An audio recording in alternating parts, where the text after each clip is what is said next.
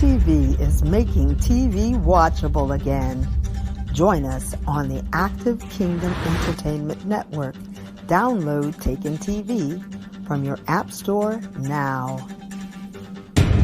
Over the last 20 years, with all your support, we've been able to not only launch the original MyPillow, but also the MyPillow mattress topper, Giza Dream bed sheets, My Slippers, and the MyPillow bath towels. But there's so much more. In fact, we have over 200 products, and I'm so confident that you'll love each and every one of them that when you go to MyPillow.com now, you'll immediately receive a free gift valued at $20 just for checking out the website. No purchase necessary. Get everything from MyPillow blankets, sleepwear, kitchen towels, mattresses, duvets, pet beds, body pillows, comforters, couch pillows, bathrobes, and so much more. So go to MyPillow.com or call the number on your screen. Use your promo code to get deep discounts on all MyPillow products. And remember, just for checking out MyPillow.com, you'll immediately receive a free gift valued at $20. No purchase necessary. This is a limited time promotion, so go to MyPillow.com now.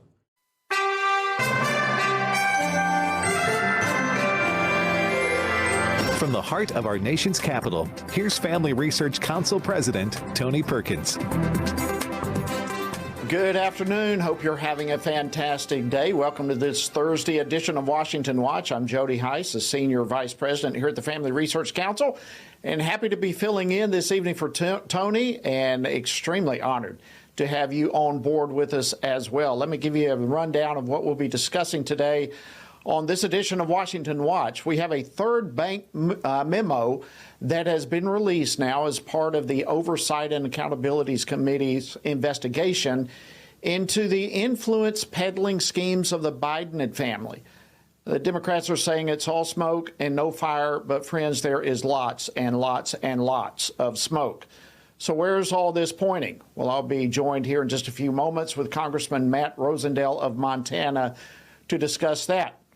And do you remember when FBI Director Christopher Wray was asked just last month about a memo that was targeting certain Catholics as potential violent extremists? Well, what I can tell you is you're referring to the Richmond product, which was a single product by a single field office, which as soon as I found out about it, I was aghast and ordered it withdrawn and removed from FBI systems. Well, according to a new document, the memo was not a single product. It was not from a single field office. We'll be unpacking this for you later in the program with former FBI agent Kyle Seraphin, who, by the way, was the initial whistleblower who brought many of the revelations about a politicized FBI to light. And then I hope all of us will certainly be in prayer right now for the state of Hawaii, which is in the grip of a horrible wildfire emergency. We're working as quickly as possible to fight these fires and evacuate residents and tourists. In the meantime, our prayers with the people of Hawaii, but not just our prayers. Every asset we have will be available to them. Of course, that was President Biden just a few hours ago. I'll be joined a little bit later in the program by Edward Graham, the Chief Operating Officer for Samaritan's Purse, to discuss the situation and the needs right now in Hawaii. And while there are many acute emergencies, just like that one happening right now in Hawaii, where there is a declaration of an emergency, sometimes that's necessary, but we've also seen that many on the left at times use such declarations on so-called emergencies simply in order to push their agenda. You may remember these remarks back in 2008 by Rahm Emanuel, who was at the time the chief of staff for President-elect Barack Obama. You never want a serious crisis to go to waste. And what I mean by that, it's an opportunity to do things that you think you could not do before. Well, that's certainly something that the left has taken to heart, and I'll share some of my thoughts on this toward the end of the program. And then we'll close out the show with some encouragement on this issue when I'm joined by FRC's own Dr. Jennifer Bauwens. So we have a packed show lined up for you this evening, and as always, the website is tonyperkins.com in case you miss any portion of today's program, or you want to check out some of our archives or a host of resources there available for you be sure to check it out, tonyperkins.com. And then I want to remind you that we only have a couple of days left in FRC's It Only Takes One campaign. For this week only, you can make 4 times the impact for faith, family, and freedom thanks to a generous $100,000 challenge match that we've received. And so we're offering this opportunity to you and encouraging you to come on board and join us. You can do so by texting the word GIVE, G-I-V-E, GIVE, to 67742. And we thank you in advance for joining us on board with that. All right, now let's jump into the program for this evening. Yesterday, the House Oversight Committee Chairman, James Comer, released a third bank memo that has been obtained by the committee's probe into the influence peddling schemes of the Biden family. And the committee says foreign payments to the Biden family now add up to over $20 million. Well, there's tons of smoke coming out of the Hunter Biden investigation. And quite frankly, the question begs itself, how big is the fire from which all this smoke ascends?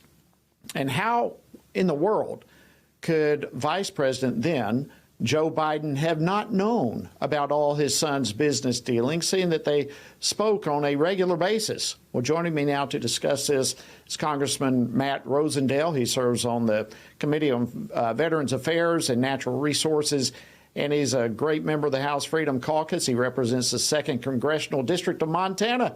Congressman Rosendale, always great to see you. Welcome back to Washington Watch. Thank you, Jody. I'm glad I'm joining you from Montana this afternoon, though, I have to tell you.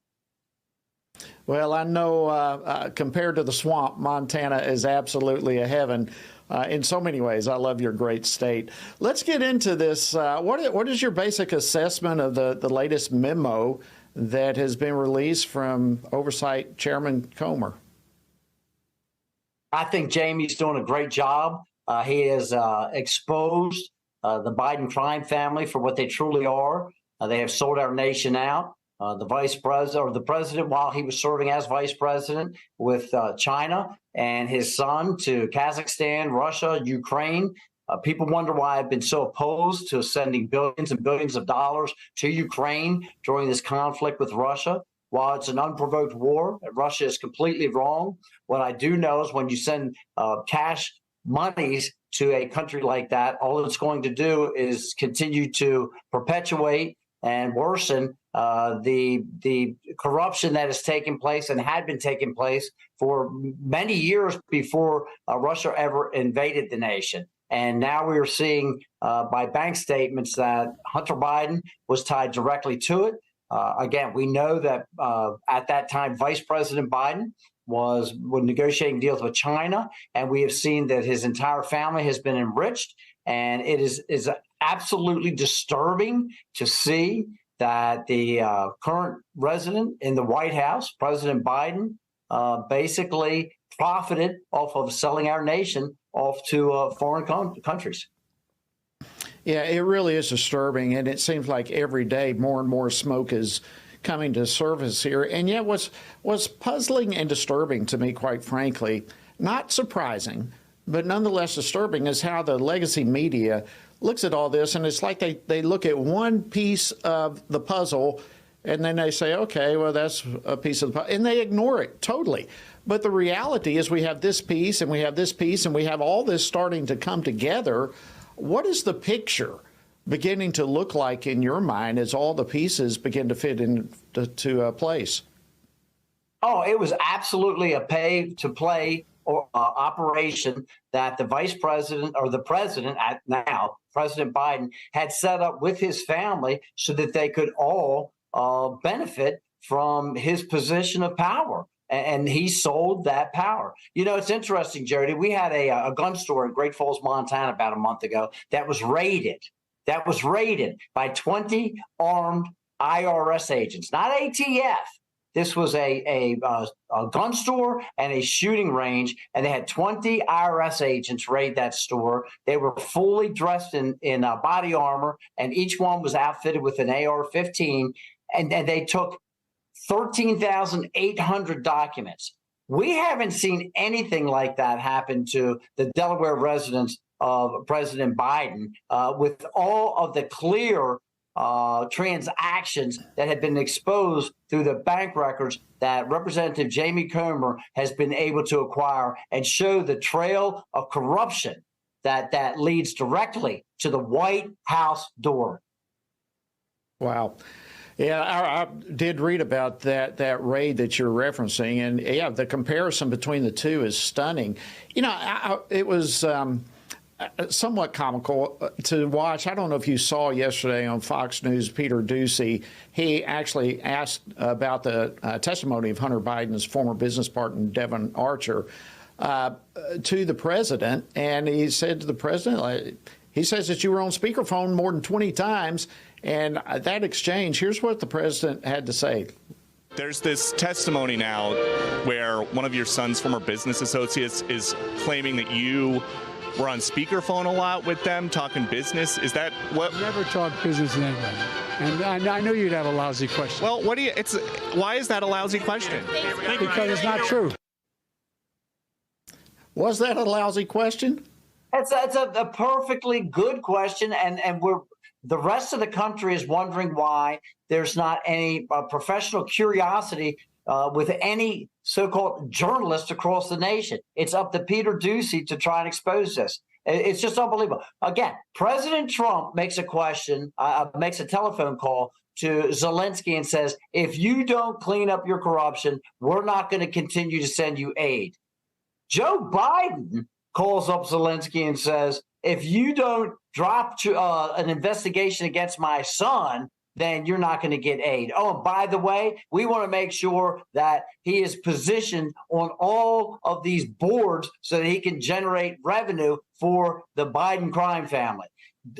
The people across this country don't have problems understanding this terrible double standard. And if I've said it once, I've said it 50 times. The equal justice under the law can't be a slogan, Jody. It's got to be a reality. And right now, we are not witnessing that. And I'll tell you, if I have a couple of minutes, I know that you're going to go into Christopher Wray and the FBI later, but I have to tell you, as a Catholic, I am deeply, deeply offended by the way that they have turned additional investigative services against Catholics. And I will tell you how I feel and how a lot of Catholics feel. This nation is under greater threat of harm from the Catholic who's sitting in the White House than they are from Catholics who are attending Latin masses. Absolutely. And that's one reason I wanted to have you on today, because I know you're a devout Catholic. We've had many conversations on the House floor and other places about your faith, and I have deep, deep respect for you. But this issue, the FBI Director Christopher Wray, I mean, he testified just last month that this memo going after Catholics was just a single product coming from a single field office, and now it appears that simply is not true. Your take on that? It is not true. They proved that it was corroborated between Portland and Los Angeles and Richmond. And if Christopher Wray says, I was aghast, and when I found this out, I removed this document from the FBI, what was the word he used? System. I removed it from the FBI system. Jody, if he was truly aghast, how about the people that prepared it being removed from the FBI system? That's what he should have done. That's what a leader would have done. We've got some bad eggs within these Department of Justice systems, the FBI, and they're conducting surveillance on American citizens, and it is wrong. And so I will say once again, we've got more problems and a larger threat from the Catholic who is sitting in the White House than Catholics that are practicing their faith in a Latin mass. Exclamation point to that. And, you know, I look at all this, Congressman, and you just wonder the double-tiered system of justice, the destruction of the FBI, all of this. We've got to have transparency. We've got to get to the bottom of this. And I just want to, again, say thank you for your incredible leadership on so many fronts. And thank you again for coming on the program this evening. Thanks for having me on, and thank you to the Family Research Council. You're putting a lot of hope in a lot of people's lives. Thank you so much. All right, friends, coming up, we're going to actually have a former FBI agent joining us. In fact, he's the initial whistleblower. They brought so many of these issues to light. You don't want to miss it. Stay tuned. We'll be right back after this break. In recent years, Christians have seen an accelerated assault on not just our core beliefs, but their very foundation. Now is the time to build on that foundation, strengthen our faith, and learn how to translate our beliefs into actions that engage the culture around us. That's the purpose behind this year's Pray, Vote, Stand Summit. Believe and engage. Pray, Vote, Stand Summit is a national gathering of spiritually active, governance-engaged conservatives, or SageCons.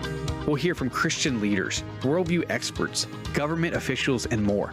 We'll discuss important issues like the sanctity of life, religious freedom, protecting students, strengthening families, praying for our nation, and how you can impact America's future from a biblical worldview. Together, we can believe and engage. Join us September 15th through 17th in Washington, D.C. for this pivotal event. Register now at PrayVoteStand.org.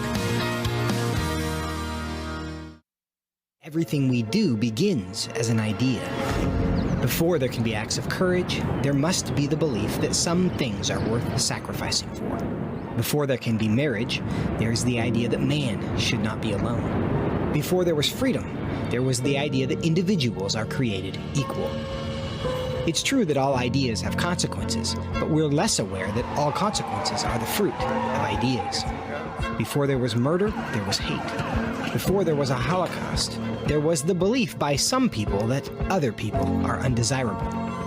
Our beliefs determine our behavior, and our beliefs about life's biggest questions determine our worldview. Where did I come from?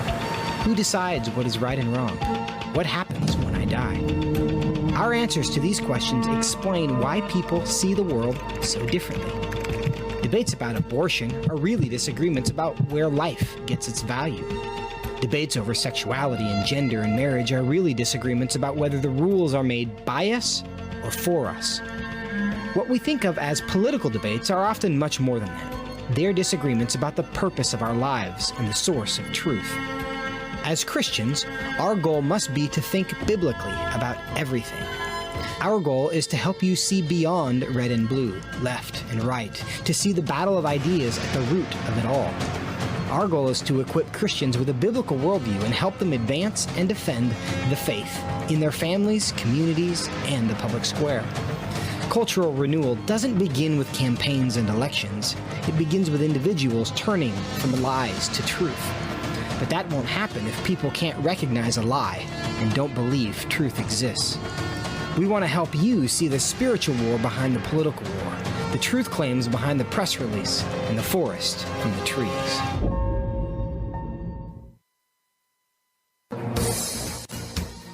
Good afternoon. Welcome back to Washington Watch. I'm your host, Jody Heiss, filling in this evening for Tony, who is taking some well-deserved time off, and I'm glad to be with you. All right, we just ended the last segment talking about the FBI. I want to drill a little bit deeper into that. You probably remember last month, FBI Director Christopher Wray was literally grilled at a Judiciary Subcommittee hearing on the FBI oversight, and Director Wray was asked specifically about a memo targeting certain Catholics and claiming them to be potential violent extremists. Well, here is one of his responses to that question. Well, what I can tell you is you're referring to the Richmond product, which was a single product by a single field office, which as soon as I found out about it, I was aghast and ordered it withdrawn and removed from FBI systems. Oh, really? Really? A single product coming from a single field office. And once he found out about it, he took care of it. Well, not according to a new document that shows the involvement of multiple field offices in the creation of the memo's assessment. Well, joining me now to offer his insights is Kyle Seraphin. He's a former FBI agent and the initial whistleblower who brought many of the revelations of a politicized FBI to light. Kyle, welcome back to Washington Watch. It's great to have you, sir. Well, thanks for having me on, Jody. Well, listen, before we get into what was just uncovered, can you give us just a quick refresher course on the memo itself and how it came to light? Yeah, absolutely. So I left the FBI in April of 2022. I had my badge, my gun removed. This was after whistleblower activity related to dealing with parents at school board meetings, an allegation that I made that the Attorney General may have committed perjury. And so that's the background. That got me out of the FBI's field office, but it didn't keep me from looking into what was going on at the FBI. And obviously, I had a lot of contacts there. I had a whistleblower approach me and ask for a route to Congress in order to expose a intelligence product, which basically drew a line around radical traditionalist Catholics, which was a term I was not familiar with until this document. And it stated that Latin Mass Catholics likely have common cause with white supremacists, and therefore the FBI should be introducing various different methods to combat that, including recruiting sources inside the Catholic Church, which was pretty eye-opening to me and also to the individual who brought it to me, who was not a Catholic, but is someone who took their oath seriously. And so when that happened, I wrote just sort of a expose, if you will, at uncoverdc.com with Tracy Beans. And we gave the entire document to the media. We gave it to the public because it is the American people's tax dollars at work. And we said, here's my write-up on it. This is what my take is. I used to work in the intelligence field, so I understand how they're written. But you could do what you want with it because a lot of different people wrote stories about it everywhere from Daily Signal, Daily Caller, Daily Wire, you name it. People went out and this went pretty big. I ended up on Tucker Carlson talking about it. And the basic story is that this is a problem. It's a First Amendment protected activity, and it shouldn't be where the FBI is going. It was where they went, led to a bunch of questions, and that got us to the point where Jim Jordan's committee has been asking more and more, what in the world went on here? How did the FBI ended up in this scenario? And then, even though I think Chris Wray probably avoided a perjury trap by what he said, because it did originate from one field office and it was one document, there were multiple field offices involved in getting the information behind it, which is kind of what we all suspected, those of us who work in this sort of world. And it's all deception in the answer. I mean, he knew very well that there were multiple offices. And I mean, you don't have offices in Portland or San Francisco or wherever all these may end up coming out of, just doing something like this at the spur of the moment all at the same time. Somehow this is people following a directive. Isn't that correct? I believe so. Yeah. So this is a single intelligence product that was trying to create what I would call like a seed crystal. People can imagine the initial cell of a seed and it builds around it. When you're doing intelligence work, you're trying to build up a body of work that justifies, what your job is. That's what these intelligence analysts do. So this was the initial product that went out there doing that, but it was gathering from multiple different sources in different field offices. This included human sources and some reporting that they had that came out of Portland and Los Angeles. And the idea is we're going to generate this sort of fake threat because there's this like massive demand for white supremacy in the FBI, and the supply doesn't really meet it. So let's see if we can find it in the Catholic Church. And the whistleblower who brought it to me and we got to Congress basically said if they can get into the Catholic Church, they can get into any other Christian denomination because this is just a pry bar to go after Christians in general. And almost all of the positions that they were espousing that were so-called white supremacist positions, they're just mainline conservative positions. They're about abortion. They're about LGBTQ issues. They're about border security of all things. And so when you go into these are mainline Christian and mainline conservative causes. This is the FBI trying to go after conservatives. Well, and I hope everyone heard what you just said. This is nothing other than a pry bar being used by the federal government to look under the hood of Christians and houses of faith and different denominations. And this is a massive violation of our First Amendment. Now, the investigation is still ongoing. What do you think the Judiciary Committee, I mean, obviously they're wanting more information. What are they looking for?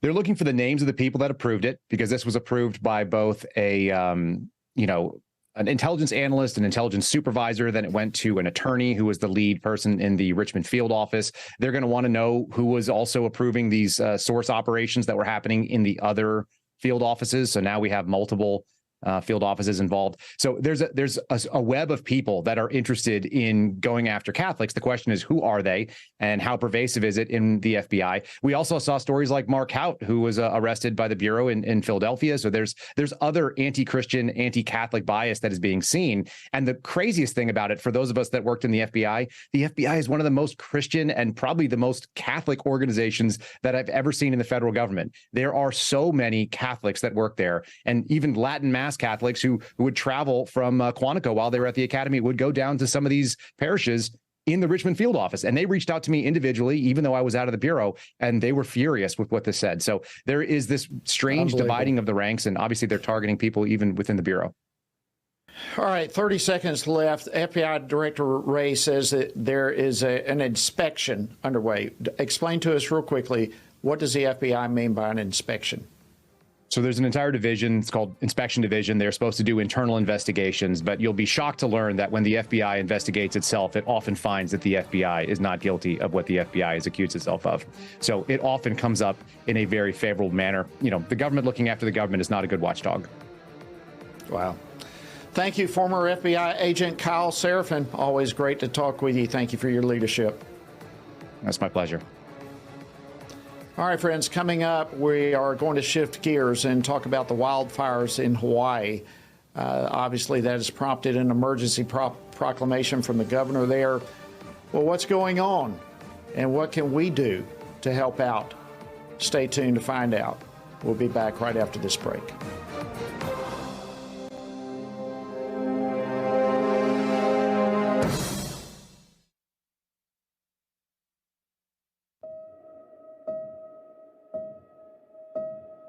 All of us are born with the desire to find truth and meaning. Where did I come from? What happens when I die? While our answers to these questions may divide us, we are united in our need for the freedom to answer life's biggest questions and make life's biggest decisions for ourselves. That's why religious freedom matters for everyone. Religious freedom matters because the powerful have long wanted to control those who are less powerful. Religious freedom matters because the freedom of those who are different is often threatened by those who believe different is dangerous.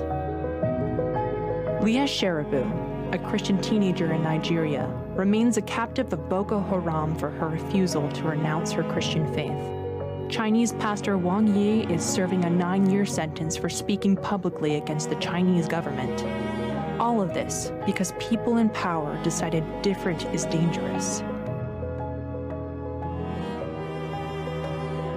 At the Center for Religious Liberty at Family Research Council, we promote religious freedom for everyone because the only alternative is religious freedom for no one. We encourage Americans and the American government to engage and advocate for the persecuted, and they do. We work every day to bring good news to the afflicted, to proclaim liberty to captives and freedom to prisoners. We do it because that's what Jesus does. We work to give freedom to others because we ourselves have been set free.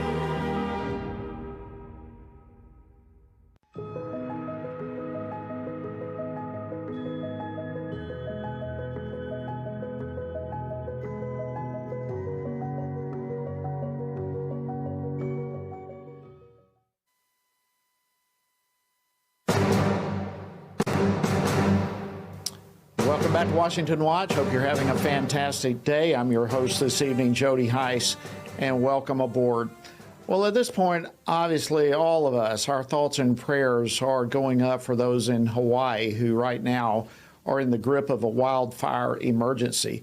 The fire has already tragically claimed at least 36 lives in Maui County. There are countless numbers of wounded individuals and those without electricity and homes. The Pentagon said today that more than 100 National Guard members have been activated to assist. And as is the case with so many disasters around the world, our great friends at Samaritan's Purse are also looking at how they can alleviate some of the suffering of those on the Hawaiian Islands. So here to share more about their efforts is Edward Graham, the Chief Operating Officer for Samaritan's Purse. Edward, welcome back to Washington Watch. Hey, Jody, thanks for having us on. Well, it's always great to see you. And You know, there's just a very honestly, just a sense of relief knowing that Samaritan's Purse is Samaritan's Purse, and y'all are always where you need to be, giving both hope and encouragement and help spiritually. And so right out of the gate, let me say thank you for the incredible work that you do, and all of you. But what are you hearing on the ground right now coming out of Hawaii? And as you've already stated and you've shown the video clips, this is just horrific. And the loss has just been incredible, not just in property, but in human loss. And just the panic, as we've heard stories of people running to the water to get away from this. But we've been talking to our church partners. We have a lot of church friends there, and Samaritan's Purse actually has responded to Hawaii in the past for flooding. So we do have trained volunteers there in the area that worked with us and know how to assess. But we've already sent some of our teams that are good and have been trained in actual proper assessment to Hawaii. But today our team also had a phone call with some of the emergency managers there. And so they're asking what we can do after fires. They also are asking us about medical capabilities because we can deploy hospitals. Their hospitals are at capacity, 100% capacity. They're working and they're doing well, and they couldn't take any more, but they're okay. And so that will slowly start to come down as this fire is contained. I don't think they're going to ask for our medical help, but we do know that after fire and a loss like this, Samaritan's Purse can come in and help with sifting. This is where we go through and we look for materials or for artifacts. Maybe it's a trinket, maybe it's a ring, something that's important to that homeowner. It helps them bring closure during a time like this. But we always work to the local church. And one of those churches is Pastor Greg Laurie. Many of y'all know from his recent films. He has a satellite church there. I've been working with him and his son, Jonathan, on what the needs are there. But we just know there's so much loss, and there's going to be a loss of home. So people are going to be hurting on where to go after this. And so we expect to go there and work to the local church and help with sifting once this fire is over. Well, we are so grateful for that, and you're going to be working through the local church there in Hawaii. What about on the mainland here? How can folks here get involved to help out? Yeah, well, pray. We already brought that up. We should be praying. I'm a firm believer in the power of prayer, but there are churches there that are already involved in trying to help in the immediate need. One would be Harvest Church there in Riverside, California, that has that side. I know what Greg and his son have already told us what they're doing, trying to help their church there. But if you're interested in what Samaritan's Purse is doing, you can go to our website, and we'll announce when we actually deploy and go to that location and what churches we'll be partnering with. And you can find out ways to be involved. But I'll always ask for your prayers. Absolutely, and we're going to do that. We're going to absolutely call on our viewers and listeners to pray and to get involved in this. And, you know, it just makes it so much easier for that to happen, knowing that you are there not only helping with the physical needs, but the spiritual as well. So how do you do that in an emergency situation like this, be it flooding, fires, earthquakes, hurricanes, whatever? You go in at a moment of absolute disaster and upheaval in individual lives and provide physical and spiritual healing. What is that like? What do you experience, and how open are people at catastrophic moments in their lives such as this? Great question. You know, each storm's different. I was recently up in Orange County, New York, West Point, home of West Point, where the floods were. So in a storm like that, we go in and we will volunteer with our Samaritan's Purse volunteers. They'll go in and they'll muck out a home. In this case, in the fire, once we get the all clear from the state, we can go and we can start sifting for these lost home items and these rings and these wedding rings, and look for them for the homeowners. And while we're doing that, our orange shirt volunteers are doing that. That homeowner's going to come out, why are you here? Or they're going to tell us their story, the story about the fire. They're going to tell the story about the flood, the hurricane. And we also deploy with our rapid response chaplains from the Billy Graham Evangelistic Association. These are chaplains that are credentialed to be able to go during a time of crisis. They're allowed to go in and work with law enforcement and the first responders. But they're trained on how to share the hope of Jesus Christ to those that have lost so much. And so that's the partnership between the two organizations, between Samaritan's Purse and the Billy Graham Evangelistic Association. We want these homeowners to know that Jesus has not forsaken them, that Jesus loves them, even during this time of crisis. They're going to ask us, why are you here?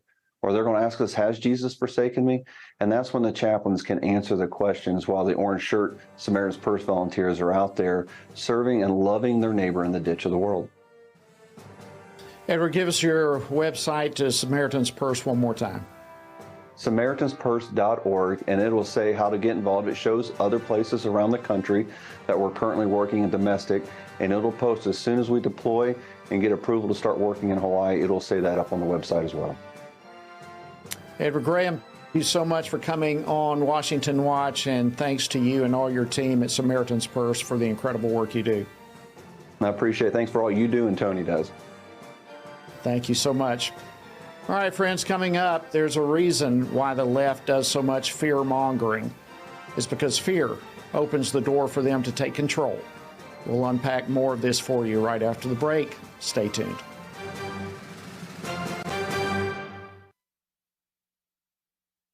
It begins here, and here, and here, every day. Before you stand, you need solid ground. Standing in a culture that wants you to surrender the truth won't work unless you have a firm foundation. At Family Research Council, we have that firm foundation, and you can find us standing. We stand for the value of all human life. We stand for the right of families to flourish. And every day we stand for your freedom to believe and to live out those beliefs both at home and abroad. We work with government officials, educating them on the issues from a biblical worldview. And when necessary, we hold them accountable. We equip Christians across America to be informed and to take action in their communities. With our daily radio program, television appearances, and vast online presence, we reach people where they are. We envision an America where all human life is valued, families flourish, and religious liberty thrives. And that won't be realized if we're not standing. Stand for faith. Stand for family. Stand for freedom. Stand with us at FRC.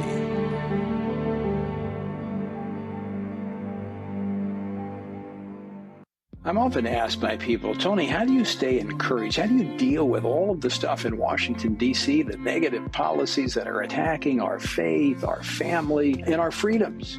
Well, you want me to let you in on the secret? It's called the Word of God.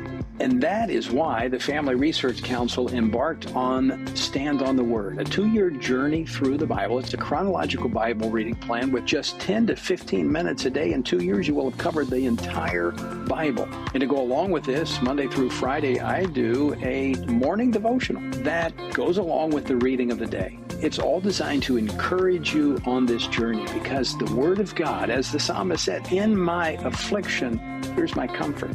Your Word gives me life. That is our source of strength. To find out more, go to tonyperkins.com or frc.org/Bible. And I invite you to join me every morning for our Stand on the Word Bible devotion. This fall, believers from across America will gather in our nation's capital. We'll hear from government leaders, policy experts, and leading Christian voices, learning how we can engage in government at every level, from local school boards to state legislatures to Congress and even the White House, to win back the soul of our nation. Join with us for the Pray, Vote, Stand Summit, Believe and Engage, September 15th through 17th. Register now at prayvotestand.org. FRC, celebrating 40 years with Congressman Matt Rosendale.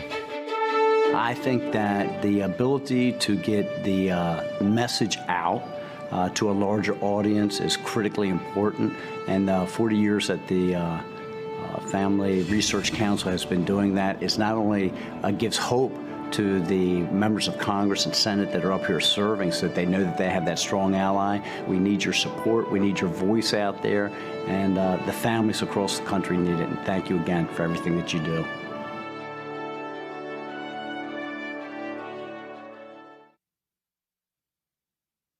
Montana Congressman Matt Rosendale celebrating with us 40 years of service and ministry here at the Family Research Council. Matt is a great friend and understands the spiritual issues that are involved in what our country is facing as well. And I appreciate him and his comments, and great to have him on the program just a few moments ago. But also join us September 15th through 17th here in Washington, D.C. at this year's Pray, Vote, Stand Summit as we celebrate those 40 years of standing for faith, family, and freedom. I want you to know right now, registration is open. You can go there at prayvotestand.org for details and to register right now. All right, in the last segment, we shared about the wildfires that are taking place in Hawaii and the incredible work that Samaritan's Purse is doing over there to bring hope, both physically and spiritually. And of course, with something as traumatic as what is happening in these wildfires, an emergency proclamation has been given by the governor. And by design, these type of declarations are necessary. They bolster resources and they help speed up actions for help. But I want to give another perspective, something that we are watching right now as it relates to emergency declarations. They can also be abused. And I'm not talking about abuse coming from other countries that are controlled by dictators. We're seeing it right here in America. And we've seen it for some time, and it's becoming a pattern to the point that I want to bring it to your attention. Just for example, in May, North Carolina Governor Roy Cooper, Democrat, declared that public education in North Carolina is facing a state of emergency. And he went on to say that this state of emergency in education is being caused by legislative Republicans who are proposing legislation to establish universal school choice, to roll back woke ideology, to make school board education electorally accountable, to raise teachers' salaries by less than what the governor, wanted. But look, under North Carolina law, during a state of emergency, the governor has additional power to utilize all available state resources as reasonably necessary to cope with an emergency. That's a key thing for you to understand. During COVID, we saw draconian measures of local and state governments, such as the mask mandates and shutting down non-essential businesses, all this sort of stuff, forcing employers to fire unvaccinated staff. We saw Democrats treat COVID stimulus packages as a power grab to push Democratic priorities and agendas. I personally saw this. But we watched priorities that had absolutely nothing to do with the pandemic being pushed forward. Because all the people out of jobs the Democrats are using to push, what are they pushing for?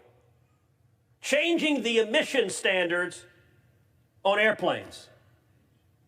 Mr. President, what do the emission standards on airplanes have to do with thousands of people dying and millions of people out of work in the coronavirus epidemic?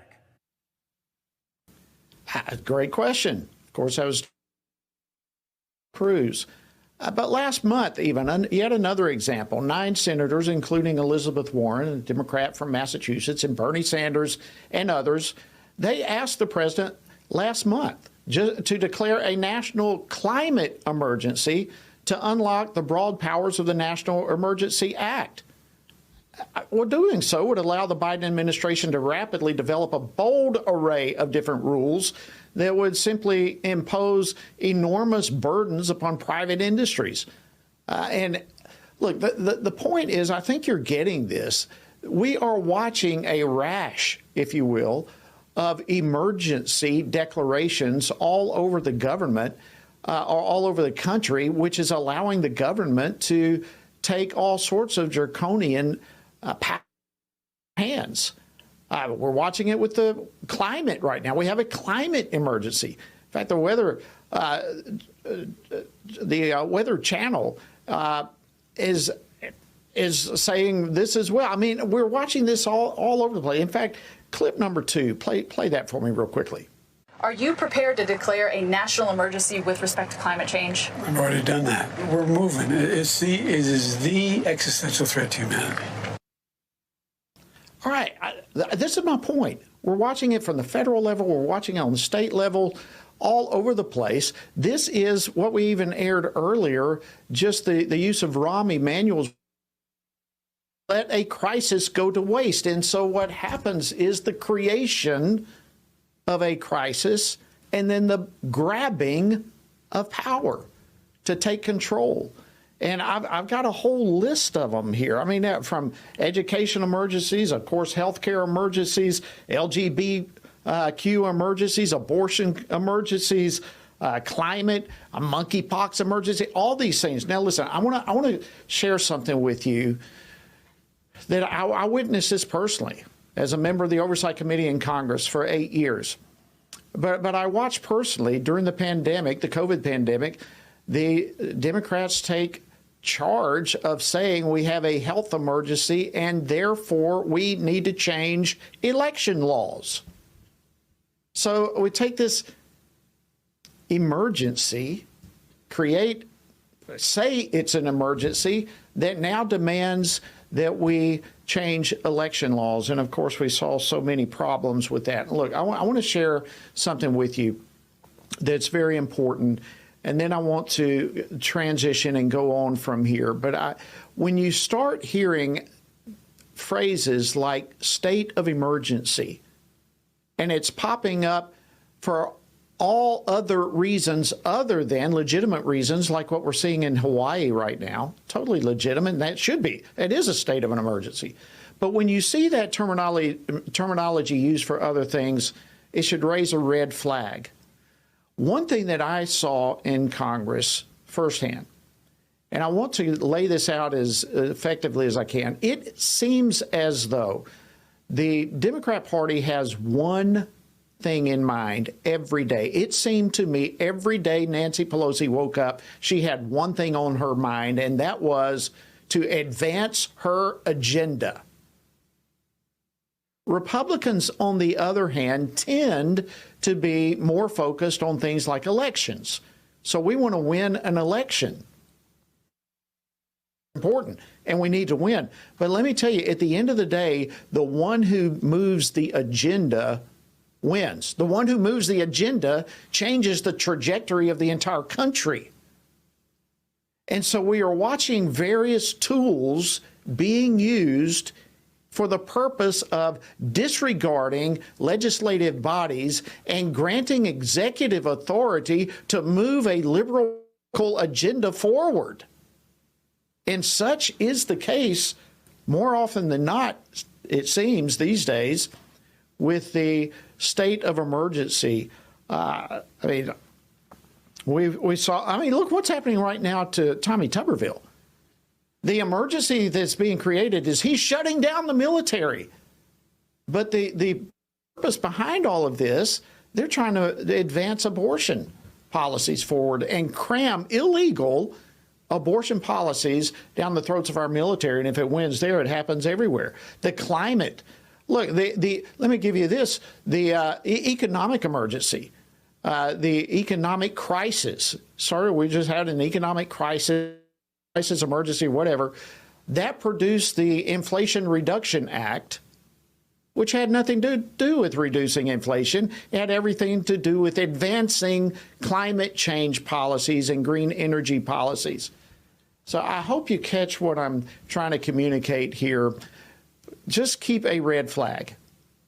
When you hear proclamations of a state of emergency, it seems like more and more and more those proclamations are a smokescreen for a great push towards more radical ideology being crammed down our throats. And the other side of an emergency, and I want to bring in our final guest for the evening, this. Whenever you hear an emergency declaration, that causes a degree of fear.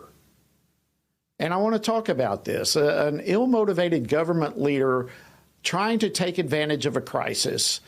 And in the process, they are pushing forth an agenda, but at the same time creating fears that people have is fear-mongering and taking advantage of that.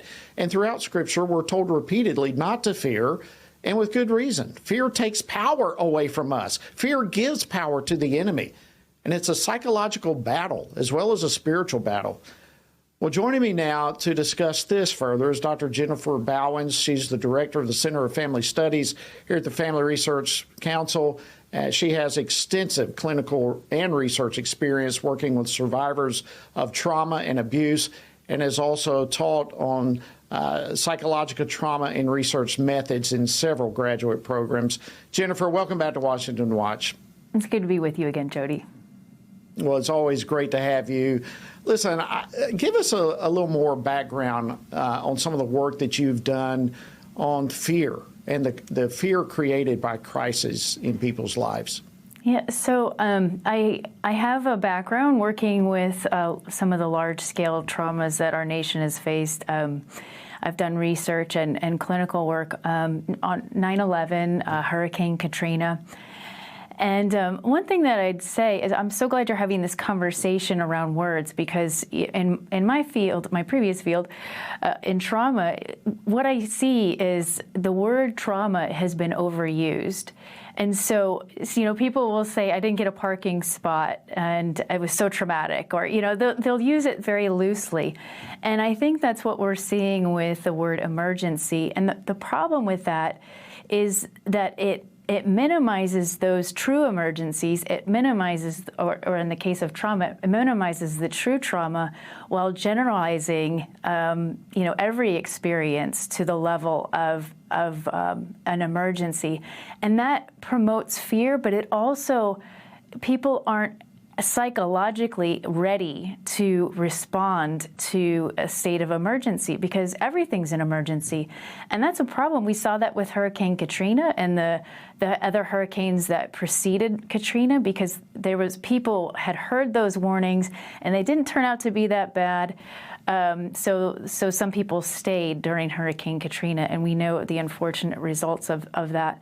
And so I look at this rhetoric that's coming out of D.C., and I think it's dangerous for a lot of different reasons, and it's certainly dangerous at the place of fear-mongering, because fear, Jody, as you know, you watch this in Congress, fear cries out for an answer, right? So it is asking for someone to take control over a situation that feels very much out of control. And there are too many people in Congress that are all too happy to take that power away from individuals and from the nation itself. Jennifer, that is extremely well said, and I thank you for putting it in that way. I saw a recent study that basically revealed that more than 2/3 of Protestant pastors are now reporting that there's a growing sense of fear in their congregations regarding the future. And that's no wonder. We have emergencies on everything, but people are fearful in so many ways. What do you draw from that? Well, fear is in the very atmosphere that we're living in, and not just our country, but around the world. And I think one thing that's always important to keep in mind, as the Bible said, I have not given you a spirit of fear, but of power, love, and a sound mind. So that tells me that fear is a spirit. And so just because we feel something doesn't mean that it's ours. And that might sound a little strange, but you can look at it this way. You walk into a room where somebody had an argument and you might feel that tension. It doesn't mean that tension is yours. So for one, I think we need to get really good at discerning the difference between our own feelings and senses and what's actually going on in the world around us. And that will help us kind of separate the fear that we're experiencing. But two, to remember that God has not given us that spirit. And what fear wants to do is it wants attention. It wants us to obey it instead of obeying what God has for us. So just because we feel it doesn't mean that we have to obey its voice and keep us from what God wants from us. And it doesn't mean that we need to be controlled. And that's where it comes to the policy level, is that we don't need to be controlled. We're to be controlled by the Holy Spirit and the Holy Spirit alone. Absolutely. And that's where faith comes in believing that God is bigger than our fears, bigger than the problems. He has already walked before us. He holds us as his children in the palm of his hand, and he is totally trustworthy. Jennifer Bauwens, I want to thank you so much for coming on the program and helping unpack some of this fear-mongering that's taking place. Thank you so much. It's good to be with you. All right, friends, that wraps up this edition of Washington Watch. And let me just speak into your life that we are not going to be full of fear. We're going to be full of faith. We're going to trust God. We're going to be confident in the Lord Jesus and move forward. Thank you for joining us this evening. Hope you have a fantastic evening. We'll see you tomorrow here on Washington Watch.